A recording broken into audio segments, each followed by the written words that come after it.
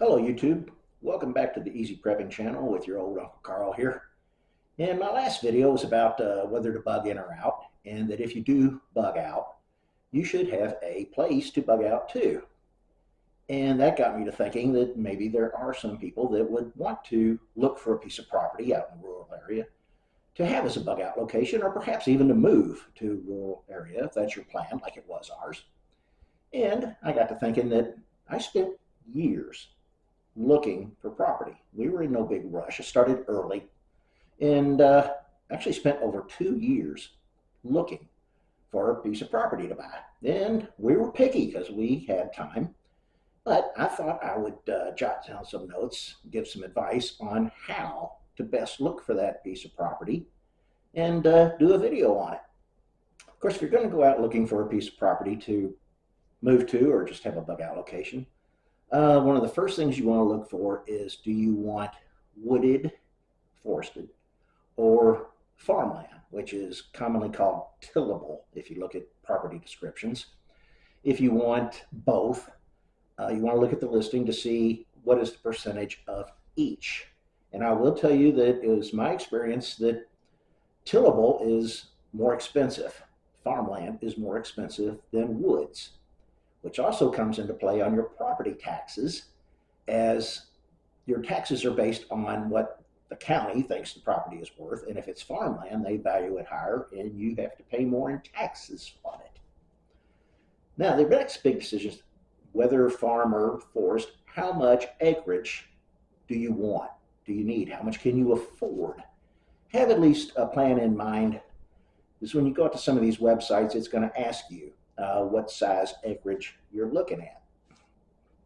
Another thing you'd want to consider before you really start your search, are you looking for something that has a existing home structure on it and something that's livable, and what you'd be looking for in that?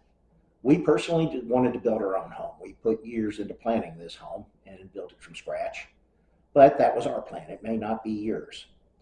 Also, other structures on the property, barns, things like that. And what's the condition of them? Is it good enough for you to use? One of the first things I had to do to this property, I planned on getting a tractor and I wanted someplace to put it. So I built a barn. Did that several years before we broke ground on the house. Next, utilities. Something to take into consideration. Mainly the water and the electricity. If you're looking to build, how close is the water and electricity to the home site that you've picked out or looking for on the property? Next thing would be your septic system. Out here in the woods, you don't have sewer lines most places. You have to put in a septic system. And God, I fought the county for a long time. We built during what is now the wettest year on record, back in 2018. And they wouldn't let me put in the septic system until the ground was dry. That was quite a battle. I think one other thing to consider before you even start your search is, do you want natural water available? The property we found here has a pond, and that was a big plus to us, especially since where we looked at building the house would overlook the pond. But from the prepper perspective, it would be advantageous to have pond, lake, stream, river, something as a water supply. Okay, when we started our search, my wife was still going to be working in Louisville, Kentucky for a while, and we didn't want too big of a commute. So I pretty much drew a 1-hour drive circle around Louisville, Kentucky, and made that our search area. You need to define your search area. And then you can go out to the internet, which is what I did, and I found 2 websites that I used extensively. One was landinfarm.com, and the other was landwatch.com. I will put links to both of those here in the description, but I'd recommend checking those out and learning how to use them. I don't know if they still do. I haven't looked in a while, but I set it up to where I put my specs in, over 10 acres, under a certain amount of money. And it would email me anytime a property came available within my search area. I would hope they still do that. A big recommendation is if you find a piece of property that you think looks promising to you, before you go driving all over the place, wasting a lot of gas, look at sites like Google Earth and get your satellite view of the property. This could save you a lot of travel. You not only see what the property looks like from above, but what's around it. There are two sites that I'd recommend. First is Google Earth, of course, and the other is a government site. It's earthexplorer.usgs.gov. I'll put links to both of them here in the description. But what these sites allow you to do, well, what I did is first look for any straight lines through the property. A straight line through the property normally meant one, railroad tracks, or two, high tension power lines. Now, if you follow the news at all, you'd know railroad tracks are a big no-no. You do not want railroad tracks near your property. And we didn't want high tension power lines either. So if we saw that on the satellite views, we just ignored it and moved on and looked for a different piece of property. Next, roads near the property. You could also look at satellite views for this, even just maps. What condition are the roads? How big are they? Highways near your property. You don't want to be within a half a mile of an expressway, at least we didn't. Any commercial property near. A satellite view would show you large warehouses, large parking lots. Things, a lot of you can pick out in a satellite view to give you information about the property before you spend time driving around and looking. Also, look for water. Satellite view could tell you a lot about if there's a creek, if there's a stream, pond, lake. And get a survey map, at least one that shows a above picture of the property boundary lines. And have road frontage. That's one thing that map should show you, how much of the property actually borders a road. I don't know how many times I saw a basic description of a piece of property, but when I went to look, there was no road. And you'll see in the description, it says access by easement through other property. Well, I don't know about you, but to me, that was a big no. My main thought was, what if a year down the road, someone else buys that property and decides to put up a big gate? You can't get to your property, and then you're in some big legal battle trying to get access to your property. So, highly recommend, just from my point of view, have road frontage. My next suggestion on doing research before you go driving all over the countryside looking at property is find a site that gives you topography maps, called topo maps for short. There are several that I have used, and I will list them here in the section, but if you don't know how to read a topography map and you're looking for property, you really should. There are many videos on YouTube here about the basics of reading a topography map. And it basically tells you the slope of the land. And once you learn to read the map, it will tell you the degree of slope, how steep is the slope of the land. And not only that, but your elevation. If you're worried about flooding, find your elevation and that of the elevation of the nearest river, creek, stream, and you'd know how high it would have to rise to hit you.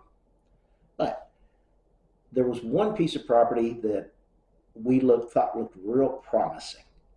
And when I got to reading the topography map, there was a gully through the middle of this property that was over 100 foot deep. You'd have to build a bridge to get to the back half of your property. Well, we didn't even go look at it because you're eliminated from using half of your property or spending a fortune to build a bridge. But that's what the topography map showed me. And one other note on what topography map can show you is not only you can look at your elevation, but the elevation of the property around you. But as far as showing you the slope of the land, I'm thinking you really don't want land that has no slope at all because that is called a swamp. When we bought this land here, I knew that it was, well, there's not hardly a flat place on this entire piece of property. And when we built, even the builder underestimated the slope on where we'd staked out to put the house. And we went way over budget on fill just to get it up so we could put a house here. But I knew going in that it had a steep slope to it because I'd read the topography maps. Next, I'd like to list for you some of the pitfalls we ran across while we were searching for property. These are mainly pieces that we thought looked promising until we looked deeper. And if I tell you about them now, it could save you later. First one is, boy, this piece of property looked great. From the topography maps, it had a spot you could actually overlook the Ohio River. Quite a ways above the river, didn't have to worry about flooding, but I said it looked promising. But when we got there, it was a toxic waste dump. There was trash piles everywhere, a bunch of rusted out 55-gallon drums, some of them half buried. God only knows what had been in those drums. We were supposed to meet the realtor there, but we got there early and saw the condition of it, called the realtor and said, never mind. God only knows what it would have cost to even try to clean that up to make it our forever home. Next was, well, I mentioned the property that would have needed a bridge to get to half of the property. That's another one I found by looking at topography maps. Another one that looked really promising, but along the back edge of the property, I think it was about 40 acres, I could see railroad tracks in the satellite pictures. And knowing that some railroad tracks are no longer in use, I thought I'd at least call the realtor and check and asked her, how often do trains travel that set of rails? And she didn't know exactly. She thought it was just a couple times a day. I ended up looking it up. It was a little more than that. But then she made the statement, don't worry about it. After a while, you don't even notice them. You do not want property with railroad tracks anywhere near. Next is the road maintained.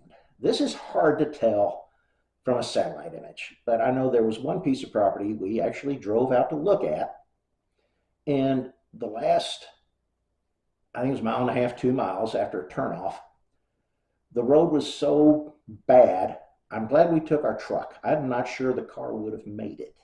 So it's another thing to consider is what are the roads like getting to the property?